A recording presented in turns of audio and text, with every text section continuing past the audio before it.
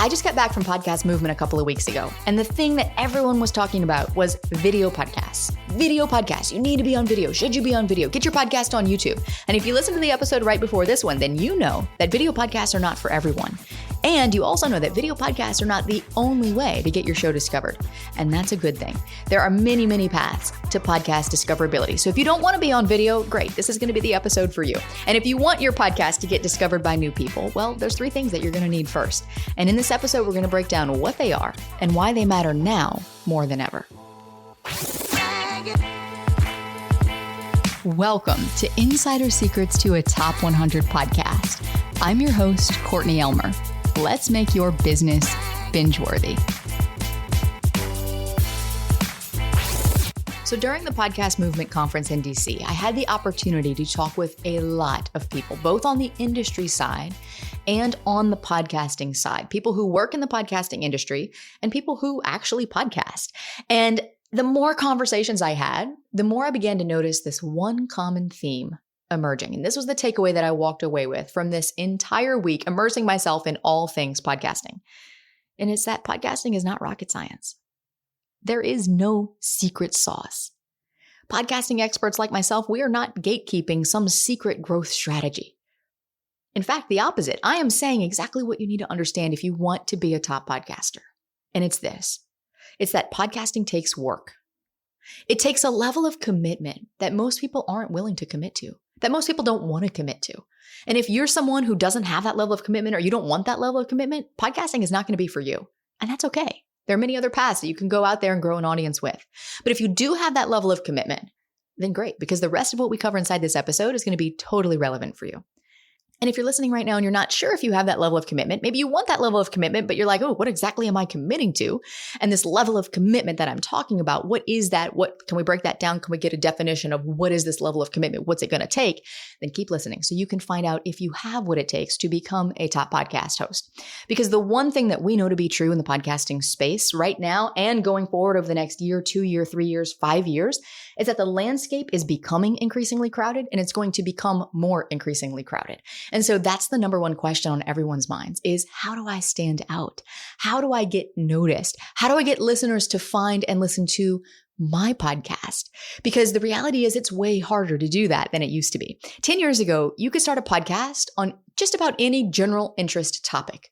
Business marketing. And you could throw a podcast out there and people would find it and people would listen because there just wasn't that much content available. There weren't that many podcasts available. And even though podcasting is still the least saturated of all of the audience building platforms out there, social media, YouTube, all of them, podcasting is still the least saturated of those, but it's growing and it's becoming increasingly more complex. And there is more supply and there's also more demand, which is a good thing. But it's the natural supply and demand ebb and flow of things where it's like, okay, now we've got more podcasts. Now we've got more podcasts on the same topics. So now if you're going to start a podcast or if you're growing a podcast on any particular topic, now the name of the game is, how do I stand out against these other shows like mine? So the ocean is becoming redder, and the key to growing a podcast is discoverability. You have to know how to get discovered.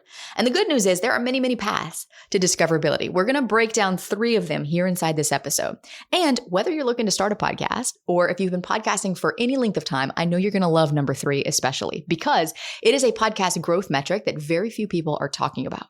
But the first step to getting discovered isn't to go out there and throw a whole bunch of tactics or growth strategies at the wall to try to rank on the charts or show up in people's search feeds or get recommended to potential listeners by Apple or by Spotify. The first step to getting discovered is differentiation. You have to have differentiation before you can get discovered. Otherwise, we put the cart before the horse. And this happens all the time. People come to me and they're like, Courtney, I've been podcasting for a year, for 2 years.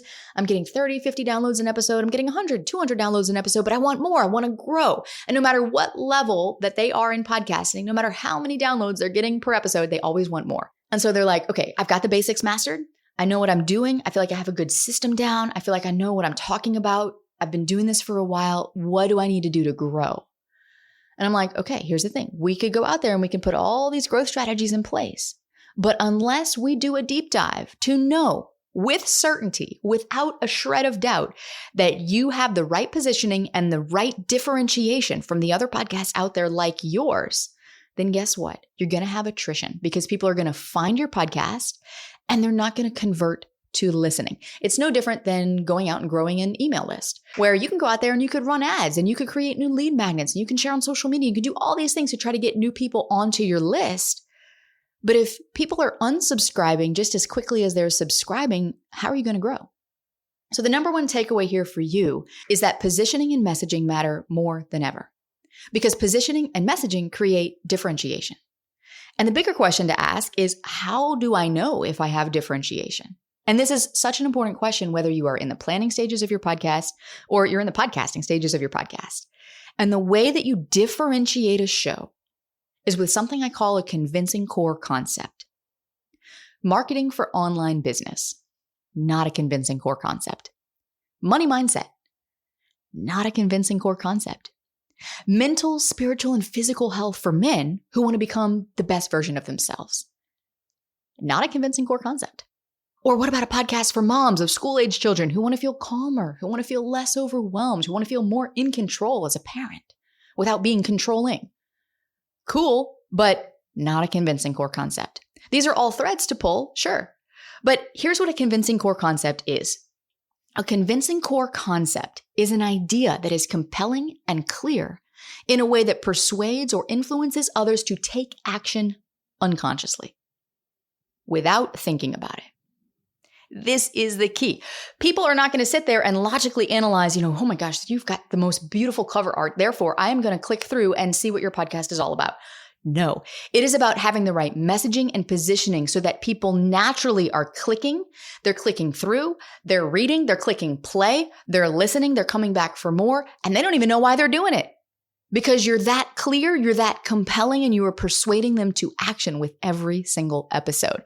This is the key. This is why content on social media goes viral. How many times have you seen a funny video come across your feed and you sit there and you watch it and maybe you watch it again and maybe you watch it again and next thing you know, it's like 5 minutes you've spent on this video because now you're reading the comments and you went ahead and liked it. And you probably shared it to your stories and you're like, oh my goodness, you've spent so much time on this piece of content. You never once thought about why you're spending so much time on that piece of content. And so this is what we want with your podcast too. And you've heard me say this before if you listen to this show. The easiest way to do this is going to be by solving a specific, real problem. Specific and real being the keywords. Most people go about solving problems that aren't specific and they're not real. They're made up problems based off of a made up avatar that the made up person that they think listens to their podcast. And that is, if you want to grow slow, great, go down that path. But it's the slowest way to grow. Now, inevitably, and I said this from stage too at Podcast Movement, and inevitably there are people always lined up to talk to me afterwards. And I guarantee you this question, if I get it once, I get it 100 times. People are like, but my podcast doesn't solve a problem. And I'm like, oh yes, it does. Tell me more. Why do you think your podcast doesn't solve a problem? And in this one particular conversation I can remember having at the conference, this man was very knowledgeable in his field. And he was talking about what his podcast was about. And it was a philanthropic podcast. And it was for philanthropists, people who wanted to get into philanthropy, understand more about philanthropy. From my understanding, that was his ideal listener. And he's like, I just don't feel like my podcast solves a problem for people. And I was like, okay, have you talked to your listener about why they listen to your show? And he sat there and he's like, no, I haven't done that yet. I know I need to do that. I'm going to go out and do that. I heard you say that and I'm going to go do that. But he just kept sitting there with that question and looking at me with this anticipation that I was going to have the answer for him of what problem his podcast solves. And I told him, I was like, I don't have the answer for you because I don't know your listener as well as you do. There is no way that I could ever know your listener as well as you do. Only you can find that answer, but I can give you the questions to ask. So I told him to go out and to talk to at least 5 of his listeners to ask, why do you listen? And to notice what they say that they say in common. And that is a thread that we can begin to pull to get underneath and find out, okay, what is the reason, the true reason that they listen? Because every podcast solves a problem, even if it's entertainment, even if it's nonprofit, even if it's philanthropic, even if it's community focused. And so I looked at him and I said, your listeners, philanthropists, they've got all the money in the world that they need, but are they happy? Do they feel guilty? Are they interested in philanthropy because they want to feel better about themselves? And you could kind of see the light come on in his eyes. And he was like, oh, maybe so. Yeah, maybe so. And I said, now look, those are not problems. Those are feelings. Being unhappy, feeling guilty, wanting to feel better about themselves. Those are feelings. Those are not problems. But feelings are always a result of the problem. So if you go out there and you talk to your listeners and they're telling you, yeah, well, I want to, give back. I want to create a legacy, right? That kind of is an indicator of I want to feel good about the life that I've lived here on this earth. Why? Why is that important to you? Why is that important to you? And just ask that question until you get to the root of why that's important for them. And I guarantee, I promise you, it's going to give you a thread that you can pull to help figure out what specific and real problem that you're solving for people with your podcast. Another way that you can look at this is, what gap does your podcast fill in the marketplace? Because if this is not immediately clear to listeners, and if listeners are not immediately and unconsciously convinced that they need your podcast, emotionally, not logically, you're going to have a tough time converting them to your show, much less from your show into your programs or into your offers. So thinking back to when you came up with your podcast idea, or if you're in the ideation stages right now, thinking about your podcast idea, did you just get this hit of inspiration and you're like, oh, that's good, I'm going to run with that, without taking a minute to evaluate the competition? Without spending time working through how your podcast is different from theirs? Without spending time crafting your ideal listener beyond how old they are, how educated they are, and where in the world they live? I was leading a roundtable discussion at the conference, and I was going around asking people, and I said, tell me about your listener. Who are they? And there was someone at the table, and they were so prepared. They were like, my person is this age, this demographic, and you could tell they had spent time thinking about who their listener was. But they didn't think deep enough about who their listener was. They could tell me exactly who they were, where in the world they lived, how old they were, what career path they had, how well educated they are, how much money they made. But they couldn't tell me what problems kept them up at night.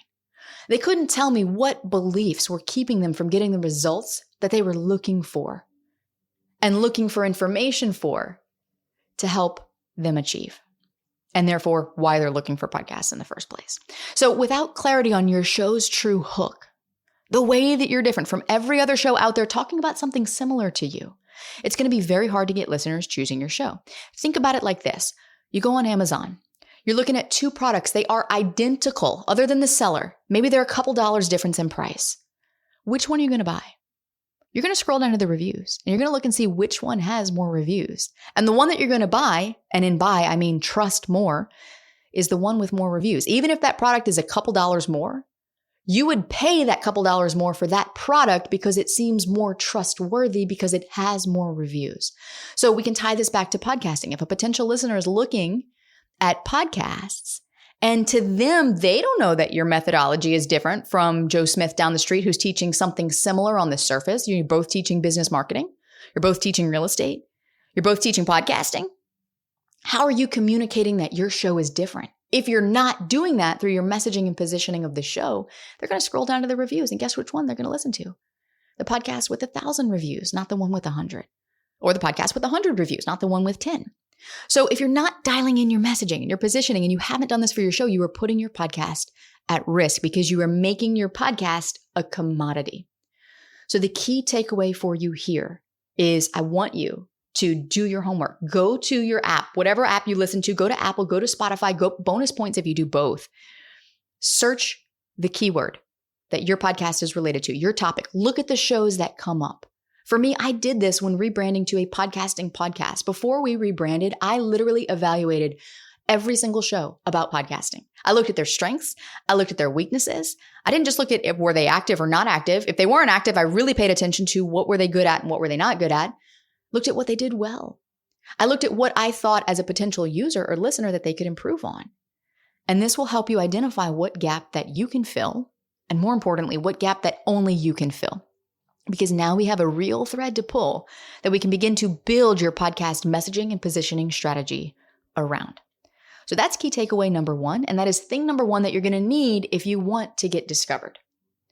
Thing number two is something that might seem a little vague and a little nebulous at first, but it's this idea of going all in. All in. No holds barred. Going all in is the only way to stand out in podcasting now and into the future. I had a client that we were working with, and I see this all the time.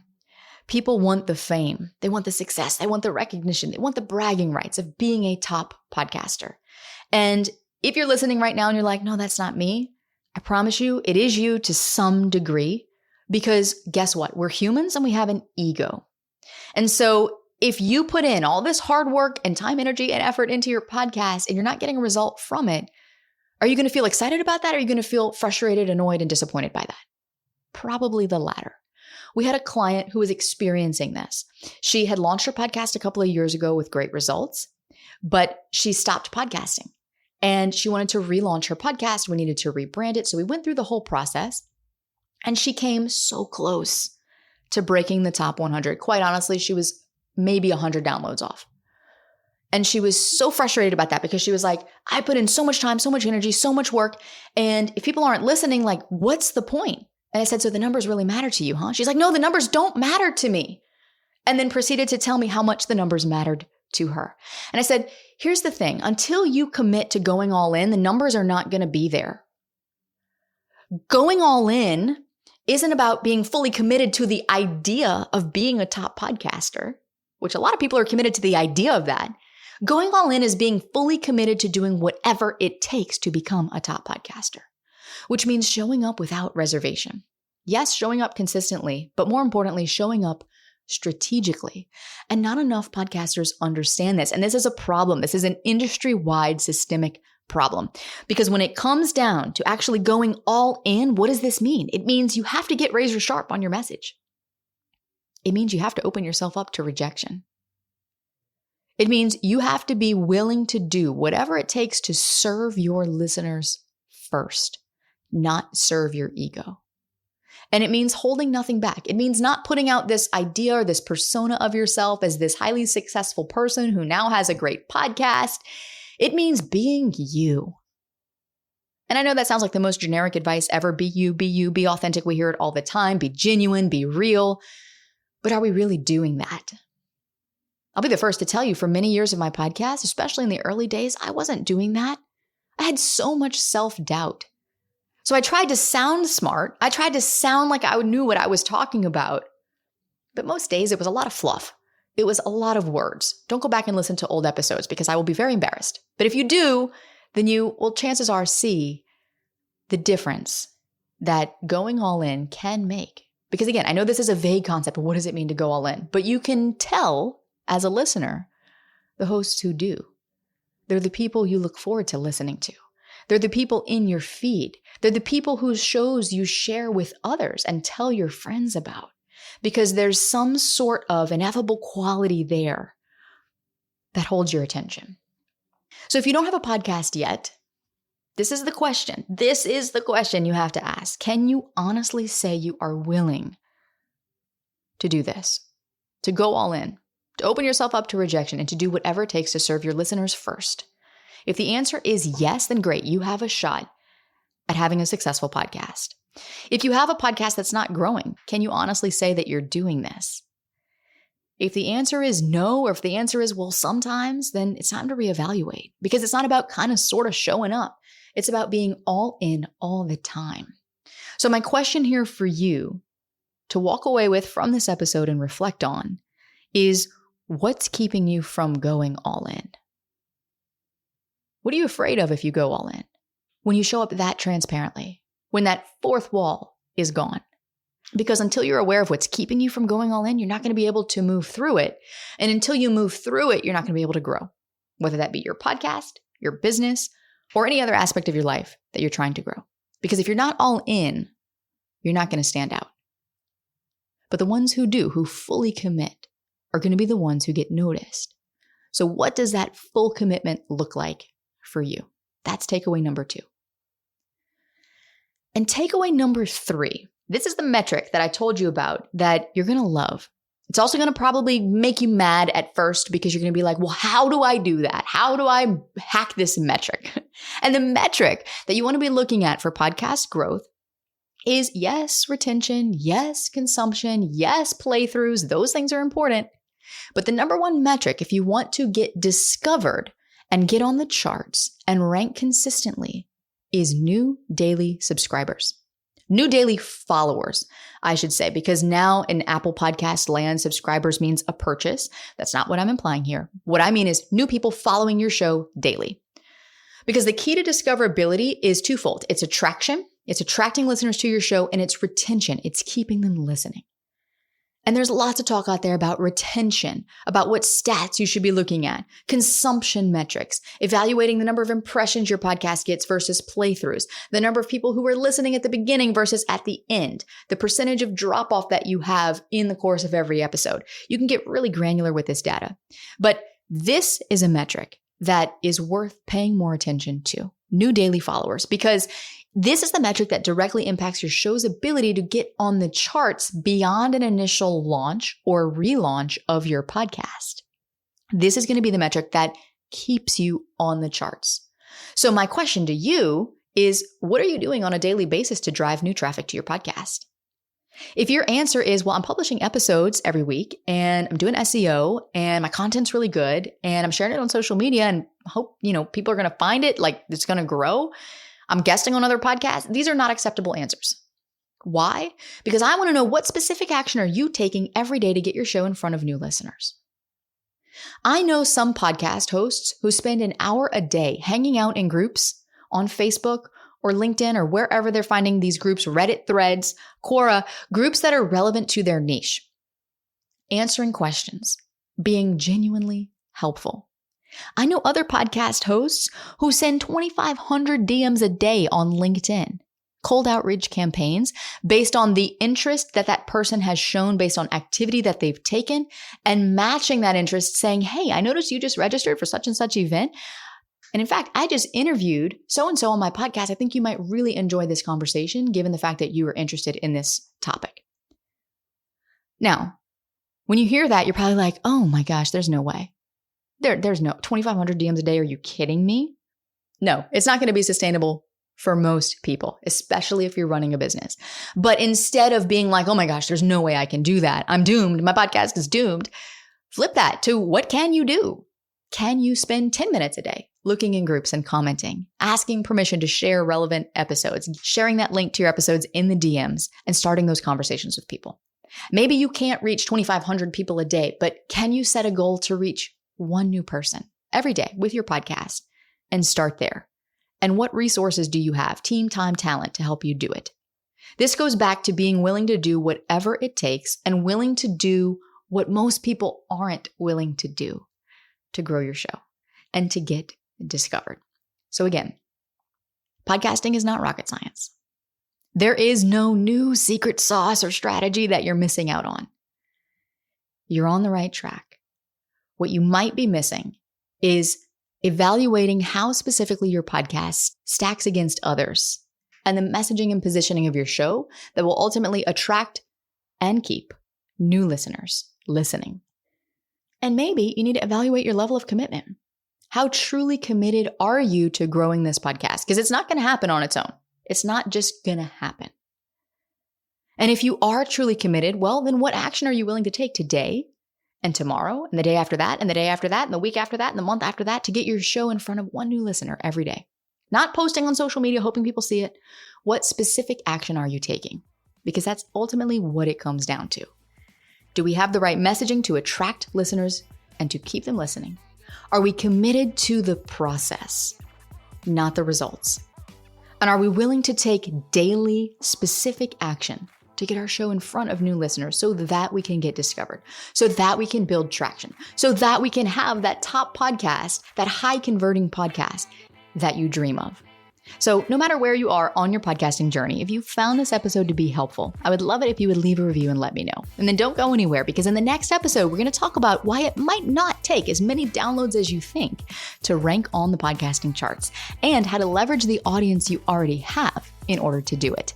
That's all coming up next to help you make your business binge-worthy.